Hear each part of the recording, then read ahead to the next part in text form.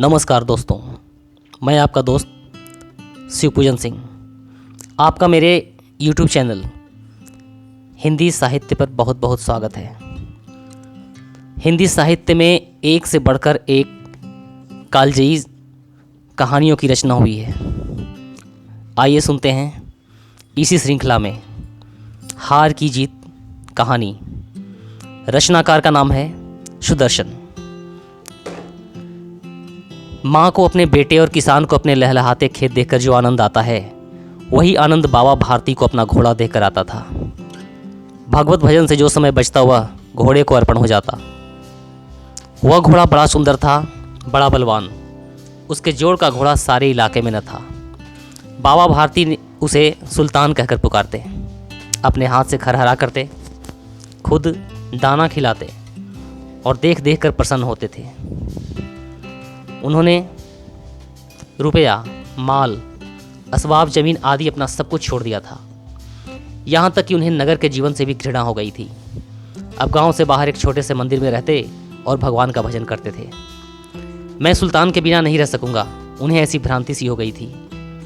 वे उसकी चाल पर लट्टू थे। कहते, ऐसे चलता है जैसे मोर घटा को देखकर नाच रहा हो। जब तक संध्या समय सुल्तान पर चढ़कर 8-10 मील का चक्कर न लगा लेते, उन्हें चैन न आता। खड़ग सिंह उस इलाके का प्रसिद्ध डाकू था।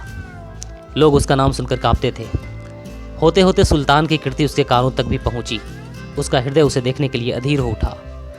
वह एक दिन दोपहर के समय बाबा भारती के पास पहुंचा और नमस्कार करके बैठ गया।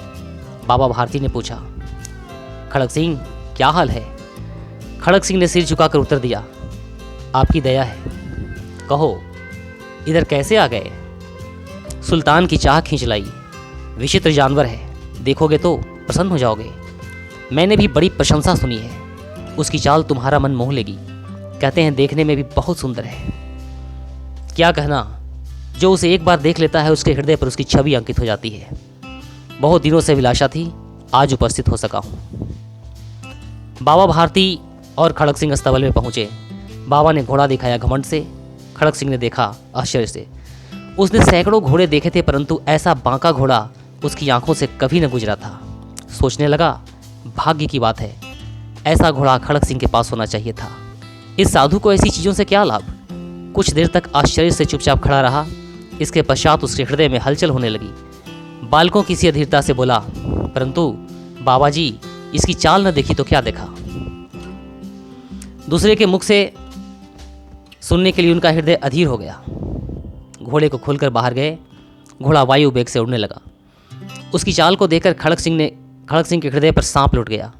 वह डाकू था और जो वस्तु उसे पसंद आ जाए उस पर वह अपना अधिकार समझता था। उसके पास बाहुबल था और आदमी भी। जाते जाते उसने कहा, बाबा जी, मैं यह घोड़ा आपके पास न रहने दूंगा। बाबा भारती डर गए। अब उन्हें रात की नींद न आती। सारी रात अस्तबल की रखवाली में कटने लगी। प्रतिक्षण खड़ग सिंह का भय लगा रहता। परंतु कई मास बीत गए और वह न आया। यहाँ तक कि बाबा भारती भी कुछ असावधान हो गए और इस भय को स्वप्न के भय की नाई मिथ्या समझने लगे। संध्या का समय था। बाबा भारती सुल्तान की पीठ पर सवार होकर घूमने जा रहे थे। इस समय उनकी आंखों में चमक थी, मुख पर प्रसन्नता। कभी घोड़े के शरीर को देखते, कभी उसके रंग को, और मन में फूले न समाते। सहसा एक ओर से आवाज आई, ओ बाबा, इस कंगले को सुनते जाना। आवाज में करुणा थी। बाबा ने घोड़े को रोक लिया। देखा एक अपाहिज वृक्ष की छाया में पड़ा कराह रहा है। बोले, क्यों, तुम्हें क्या कष्ट है? अपाहिज ने हाथ जोड़कर कहा, बाबा, मैं दुखियारा हूँ, मुझ पर दया करो। रामावाला यहाँ से 3 मील है, मुझे वहाँ जाना है। घोड़े पर चढ़ा लो, परमात्मा भला करेगा। वहाँ तुम्हारा कौन है? दुर्गादत्त वैद्य का नाम आपने सुना होगा। मैं उनका सौतेला भाई हूँ। बाबा भारती ने घोड़े से उतरकर अपाहिज को घोड़े पर सवार किया और स्वयं उसकी लगाम पकड़कर धीरे धीरे चलने लगे। सहसा उन्हें एक झटका सा लगा और लगाम हाथ से छूट गई। उनके आश्चर्य का ठिकाना न रहा जब उन्होंने देखा कि अपाहिज घोड़े की पीठ पर तनकर बैठा है और घोड़े को दौड़ाए लिए जा रहा है। उनके मुख से भय, विस्मय और निराशा से मिली हुई चीख निकल गई। वह अपाहिज डाकू खड़ग सिंह था। बाबा भारती कुछ देर तक चुप रहे और कुछ समय पश्चात कुछ निश्चय करके पूरे बल से चिल्लाकर बोले, जरा ठहर जाओ। खड़क सिंह ने यह आवाज़ सुनकर घोड़ा रोक लिया और उसकी गर्दन पर प्यार से हाथ फेरते हुए कहा, बाबा जी, यह घोड़ा अब न दूंगा। परंतु एक बात सुनते जाओ खड़क सिंह।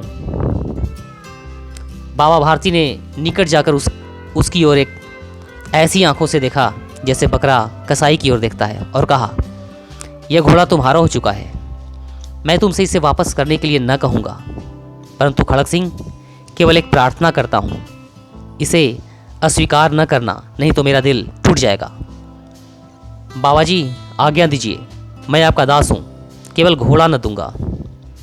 अब घोड़े का नाम न लो। मैं तुमसे इस विषय में कुछ न कहूँगा। मेरी प्रार्थना केवल यह है कि इस घटना को किसी के सामने प्रकट न करना। खड़क सिंह का मुंह आश्चर्य से खुला रह गया। उसका विचार था कि उसे घोड़े को लेकर यहाँ से भागना पड़ेगा, परंतु बाबा भारती ने स्वयं उसे कहा कि इस घटना को किसी के सामने प्रकट न करना। इससे क्या प्रयोजन सिद्ध हो सकता है? खड़क सिंह ने बहुत सोचा, बहुत सिर मारा, परंतु कुछ समझ न आया। हारकर उसने अपनी आंखें बाबा भारती के मुख पर गड़ा दी और पूछा, बाबा जी, इसमें आपको क्या डर है? सुनकर बाबा भारती ने उत्तर दिया, लोगों को यदि इस घटना का पता चला तो ये दीन दुखियों पर विश्वास ना करेंगे। यह कहते कहते उन्होंने सुल्तान की ओर से इस तरह मुंह मोड़ लिया जैसे उनका उससे कभी कोई संबंध ही नहीं रहा हो। बाबा भारती चले गए, परंतु उनके शब्द खड़क सिंह के कानों में उसी प्रकार गूंज रहे थे। सोचता था, कैसे ऊंचे विचार हैं, कैसा पवित्र भाव है। उन्हें इस घोड़े से प्रेम था। उसे देखकर उनका मुंह फूल की नाई खिल जाता था। कहते थे, इसके बिना मैं रह न सकूंगा। इसकी रखवाली में वह कई रात सोए नहीं, भजन भक्ति न कर रखवाली करते रहे, परंतु आज उनके मुख पर दुख की रेखा तक दिखाई न पड़ती है। उन्हें केवल यह ख्याल था कि कहीं लोग दीन दुखियों पर विश्वास करना न छोड़ दें। ऐसा मनुष्य नहीं देवता है।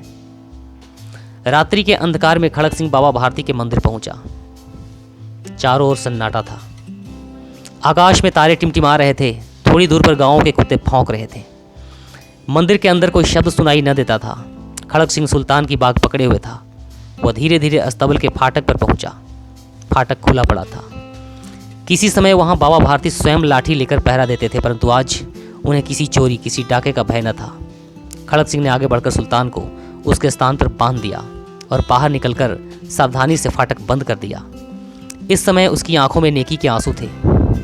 रात्रि का तीसरा पहर बीत चुका था। चौथा पहर आरंभ होते ही बाबा भारती ने अपनी कुटिया से बाहर निकल ठंडे जल से स्नान किया।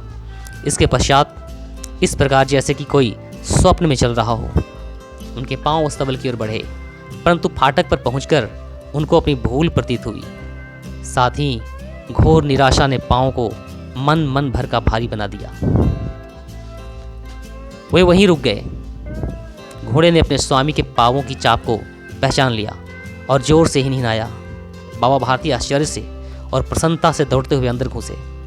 अपने प्यारे घोड़े के गले से लिपटकर इस प्रकार रोने लगे मानो कोई पिता बहुत दिन से बिछड़े हुए पुत्र से मिल रहा हो। बार बार उसकी पीठ पर हाथ फेरते, बार बार उसके मुंह पर थपकियां देते। फिर वे संतोष से बोले, अब कोई दीन दुखियों से मुंह न मोड़ेगा।